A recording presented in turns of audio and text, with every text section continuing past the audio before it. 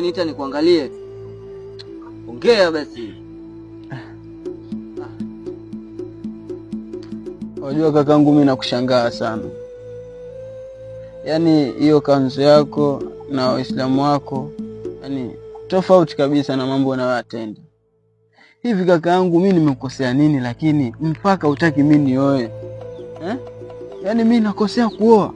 Mwanamke wangu nimempata, twende mtambulishe kwa kakaangu kwa sababu wewe ndo tuko hapa nyumbani kwetu. Lakini kakaangu umekwenda kuniaibisha, yani umepinga kabisa, umepingana na mimi. Hivi kakaangu unataka mimi nifanyeje lakini?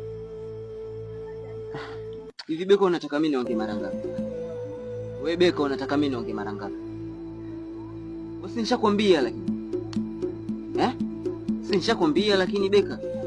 Wewe unataka kumwoa mwanamke wakati humu ndani hauna kazi, hauna chochote, hauna jiko, hauna lolote Beka. Mimi ndo ninakufanya kila kitu ndugu yangu. Unataka mwanamke wako sasa mimi nakuja namlisha mimi tena. Sasa kaka, kama maswala ya sina kazi, sina chochote, hivyo ni vitu vitakuja baadaye. Sasa hivi sina kazi kwa sababu sina majukumu. Lakini endapo nitamwoa yule mwanamke, nitajituma. Kwani shida iko wapi? Alafu Beka, wewe unaonekana akili yako haiko sawa.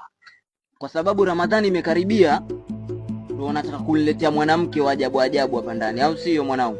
Wewe unajuaje kama ametulia yule demu? Unajuaje kama demu ametulia? Sio kwa demu ametulia, lakini unajua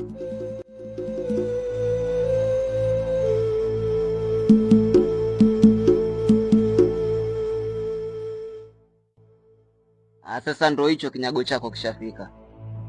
Hicho kinyago chako sasa. Acha naondoka. Na ule wako, sitaki kuwaona humu ndani. Sawa? Sitaki kuwaona humu ndani na kinyago chako kile. Cheni.